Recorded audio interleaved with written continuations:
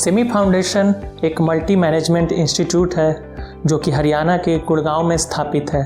यह एक पंजीकृत अखिल भारतीय गैर सरकारी संस्थान है जो कि शिक्षा, स्वास्थ्य, देखभाल, आजीविका और महिला सशक्तिकरण के कार्यों में अपना योगदान देता रहा है। हमारा मानना है कि जब तक देश के आम नागरिक विकास के कार्यों में सक्रिय रूप से शामिल नहीं होंगे, देश में स्थायी परिवर्तन नहीं होगा। इसके आधार पर सिमी फाउंडेशन समाज के नागरिकों को संवेदनशील बनाता है और संकल्प कराता है ताकि वे लोग समाज के कल्याणकारी कार्यों में सक्रिय रूप से भागीदार बन सके। यह फाउंडेशन समाज और गांवों में जाकर विकास के बारे में बताता है और एक नई जीवन जीने की प्रेरणा भी देता है। न ही सिर्फ बोलकर बल्कि सिमी फाउंडेशन अपने कार्यों को करके भी दिखाता है। इसी तरह से सिमी फाउंडेशन गांव और समाज में अपना योगदान देता रहा है ताकि हमारे समाज को एक नए भारत की तरफ ले जाया जा सके।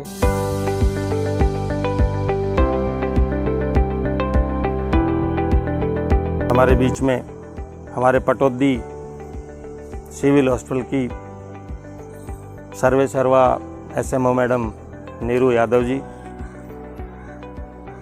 आदरणीय उनके साथ में पूरे डॉक्टर के स्टाफ, मेरे गांव के सारे बुजुर्गों, महिलाओं, स्कूल का स्टाफ, आज इस हेल्थ चेकअप कैंप में आपका मेरे गांव सांपका में स्वागत है।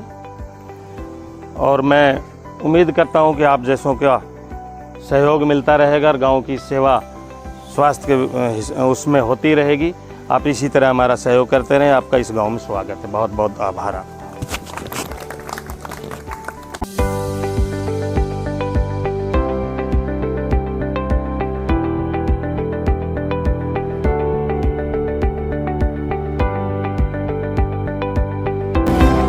सभी ग्रामवासियों को, टीचर्स को, हेल्थ डिपार्टमेंट को मेरी तरफ से नमस्कार। डॉक्टर सत्संगी का वार्म वेलकम, जो यहाँ पर आए और हमारे लिए इतना कीमती समय निकाल कर इन्होंने अपने हेल्थ डिपार्टमेंट में पूरी सेवाएं दी हैं। अब ये आए हैं और अपने जो विचार हैं वो रखेंगे।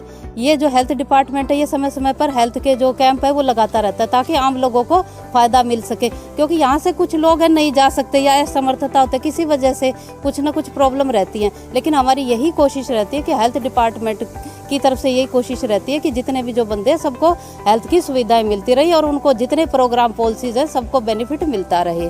जैसे हर महीने की जो आपको पता है, पहले बुधवार यहाँ शुक्रवार को हमारे यहाँ पे विकलांगता, दिव्यांग जो कैंप लगता है ना, डिसेबिलिटी का वो कैंप लगता है। उसके बाद हर महीने की 9 तारीख को ये लगता है गर्भवती माताओं की जो जाँच होती है वो कैंप लगता है। तो समय समय पर कुछ ना कुछ कैंप लगते रहते हैं, जिससे कि होता है हमारा मेन मकसद ये जागरूकता फैले और लोगों को ज़्यादा से ज़्यादा मतलब उसका लाभ मिले। अब मैं डॉक्टर सत्संगी से ये रिक्वेस्ट करना चाहूँगी कि वो अपने विचार रखें।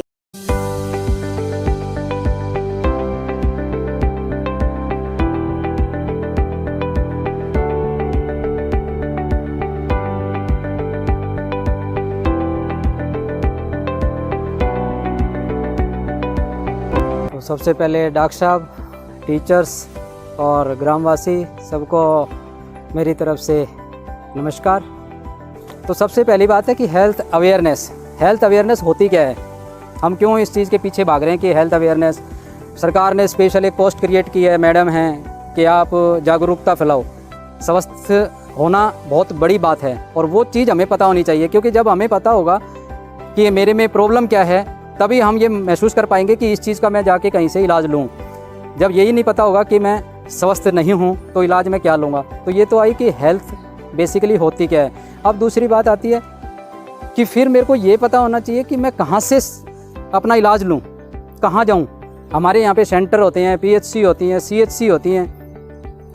तो ये जो अवेयरनेस है कि सब सेंटर कहाँ हैं, सब सेंटर में सुविधाएं क्या क्या हैं, PHC में सुविधा क्या क्या होती है और जनरल हॉस्पिटल है उसमें क्या क्या सुविधा है और अवेलेबल है, जब ये नहीं पता होगा तो हम उनकी सेवाएं भी नहीं ले पाएंगे।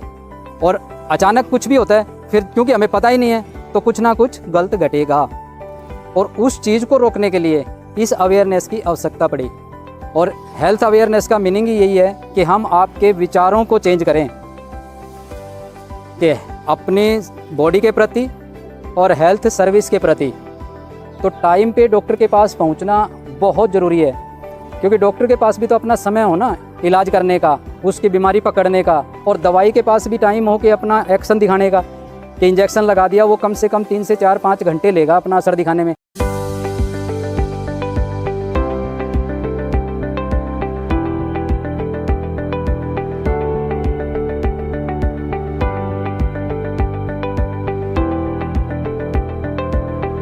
आए हैं डॉक्टर नरबीर, छोटे बच्चों के स्पेशलिस्ट हैं ये देखते हैं। तो छोटे बच्चों का भी एक हमारा वार्ड होता है जिसको हम, जो बीमार है, जैसे मतलब पैदा हुआ और उसके बाद वो बीमार है डिलीवरी के समय, तो डॉक्टर साहब देख रहे हैं।